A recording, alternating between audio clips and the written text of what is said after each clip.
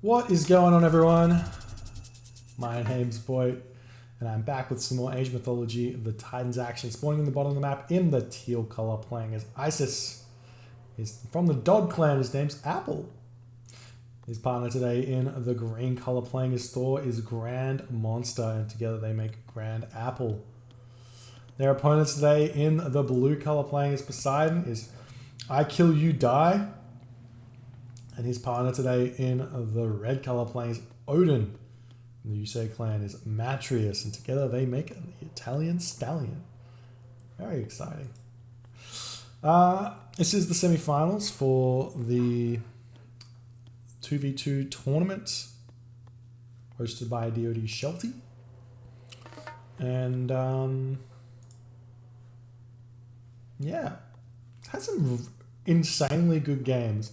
I've said this quite a bit, and I think that oftentimes 2v2s are the most exciting, for me personally, the most exciting set of options for teams that you can possibly have, because it has just the right amount of 1v1 element in it that something's always going on, and also just the right amount of team game element that you can do some really cool team combinations in order to win games. But we will see what happens in these games and all of the other good stuff. For those of you who are hanging out on the YouTube channel watching these videos, do let me know if you enjoy or hate the little chat window on the right side of the screen. These are all of the people who have hung out, currently live catching these games, because they are some of the best games we've probably seen in recent memories, I reckon. Given all of the different tournaments we've had, the one-day tournaments, the level's been really high this tournament, and it's the first one-day tournament. It's not a Smurf tournament, so egos are definitely on the line. But it's also 2v2s, so nobody really gets their ego hurt. Oh, it's good times, it's good times.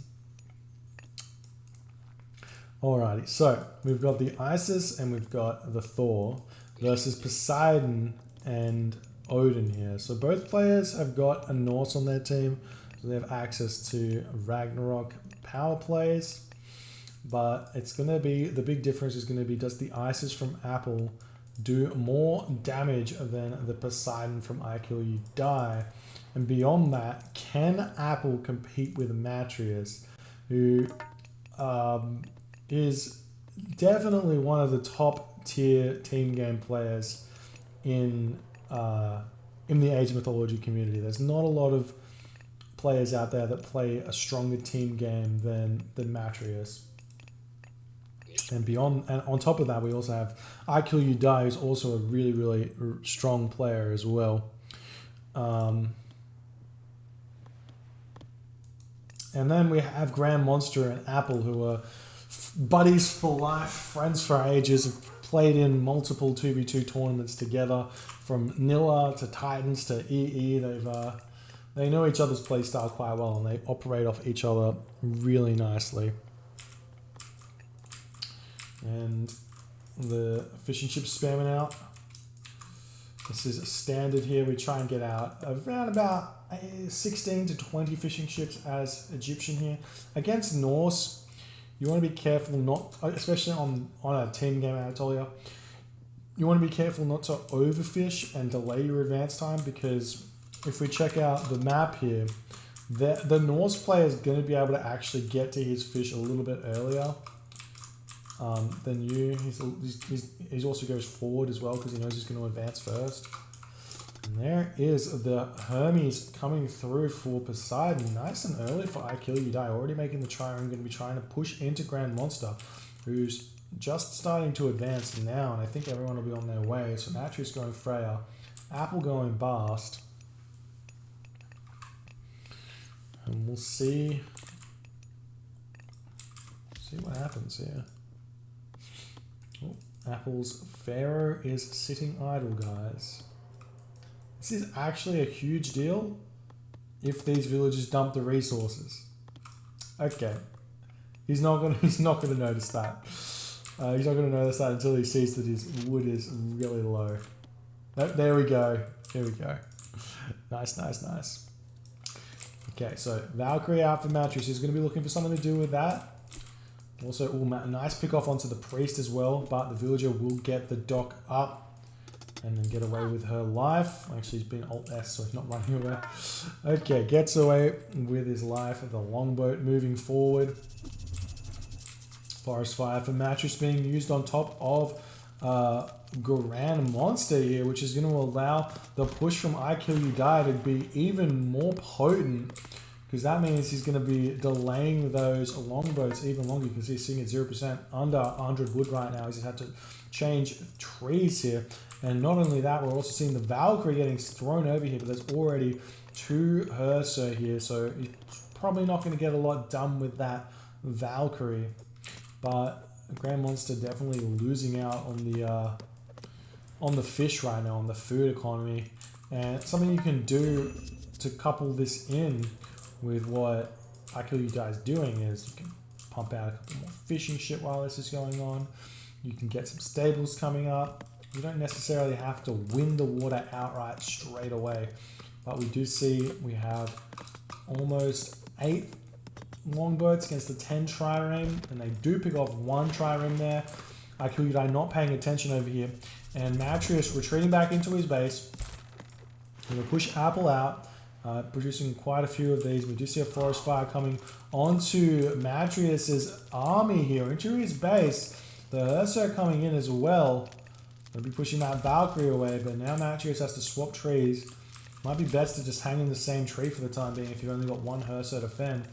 There is the house coming up, still jockeying back and forward, but now the boat numbers are still in favor of I Kill You Die by quite a substantial margin. Only got 8 longboat here compared to the trireme of I Kill You Die, and using those super campers for some incredibly good usage there. You want to be definitely on top of that one there. Nice job there, as the balance discussion completely rages in the chat. We've got the longboats. I don't feel like GrandMonster can do all too much here beyond trying to prevent this dock from going down. But he's still got 2 docks here. He doesn't need 3 docks to produce. Also getting out Persine early is going to be really important. He wants to try and get to the heroic edge here with the extra food. And he's actually sacrificing boats here just to make sure he can pick off that dock, and he's going to be able to do so and keep pushing forward through GrandMonster. Now, Apple and Matreiuss are in a little bit of a stalemate here. And it's looking like armor is up for Apple. And how's he going for the resources? He's really close. And he can cast Prosperity if he wants. He's going to be able to get to the heroic edge at a really nice timing, and I assume, well, Matreiuss is, what's he doing? He's building Hursa. Not sure why he has no food in the bag. He has Persine. He's got a lot of fishing ships, but he's just really far behind on that. And while this is all going down, I Kill You Die is microing really nicely there, pulls the longboats back. Really nice micro, continuing to do so. And GrandMonster is just trying to do the focus fire micro as best as he can, but now he's decided that he has to run away. There's too many trireme here, and GrandMonster is feeling some pain as the army pushes forward, but he still has 8 fishing ship in the back. He's not going to be able to hold on here. There's just too many trireme to push through GrandMonster's longboats. And once all these die, it's kind of game over for the water economy of GrandMonster. And Matreiuss could even send a Ulfsark or something over here to start fishing on this side as well.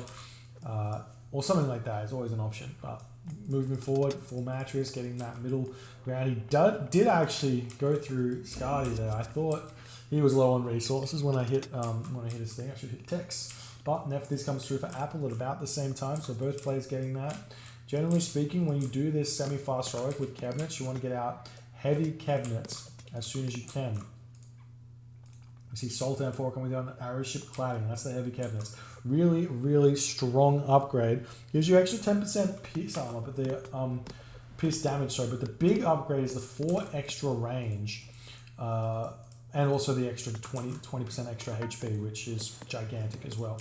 But you will be able to win this fight as soon as this comes in.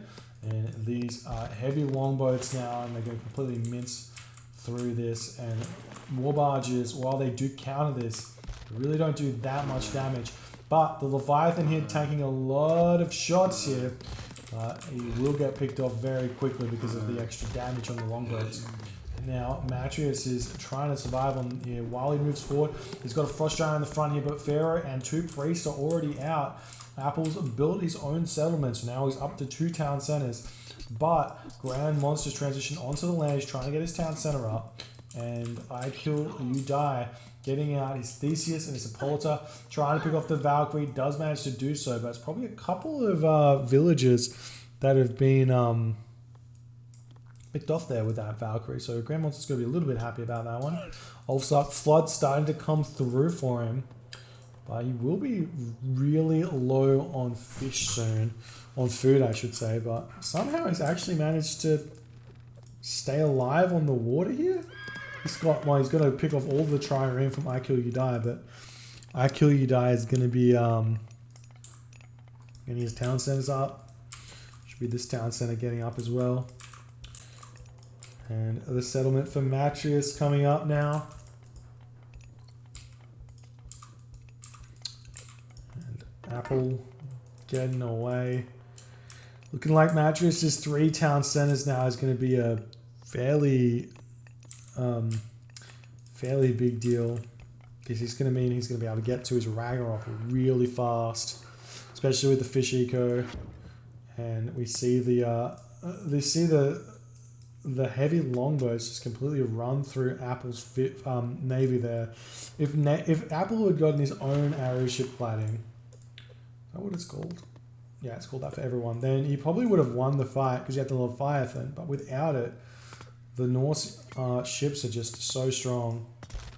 We do see the longboats going to be picking off the Drakkar, but microing away Matreiuss is picking off the fishing ship here. You just have to kind of kite a little bit and dodge the ballista arrows because they kind of miss if your army is moving. And the Valkyrie at 20 HP. But she gets away with her life. And I Kill You Die and GrandMonster are roughly at a standstill here. Trying to get up another dock. A couple of trireme are already here.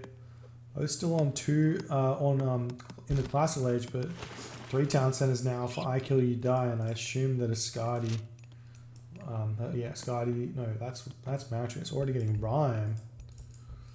Gonna be really big for his Frost Giants. He needs those to deal with the Ancestors Eclipse here, and the Frost comes through!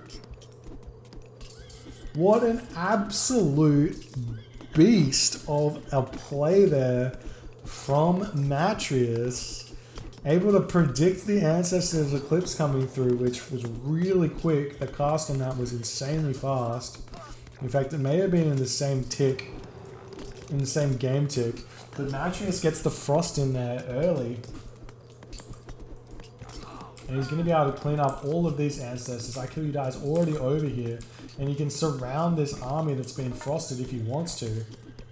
And GrandMonster still sitting in the Classical Age kind of has nothing that he can do. Even with the Ancestors. Did he use the Ancestors Eclipse here? I've got no idea what happened there. And the Hippocon coming around the back, going to catch all of these Chariot Archers. The heavy throwing axemen being built. There's a kind of to counter the Ulfsark. It's like he's predicted that he's going to have to fight against the Thor army here. All these chariots are going to be feeling some pain. The siege tower is going to be dying. The Therm Frost Giants have almost 800 HP. Almost getting picked off, but running away with 21 HP there. Those priests are going to be falling very fast to the army of Matreiuss. And GrandMonster does hit the Heroic Age through Skadi, casts an instant frost onto this to give Apple a little bit of time to live here. And that is a thing. And Apple is moved over onto the other side of the map where GrandMonster is. This is the only gold mine they currently have access to. And if Matreiuss and I Kill You Die recognize this, it's going to be a really difficult time to be alive. And the Frost Giant's already over here as well. So that's going to start picking these guys off. And you can see, uses that Frost Breath. Wolf even making chaos for him. And Apple going to have to run his villagers away. This army should just get out of here. Luckily, there weren't that many units, so he doesn't lose too much HP on that army there at all. The dwarves retreating. Feels good, man.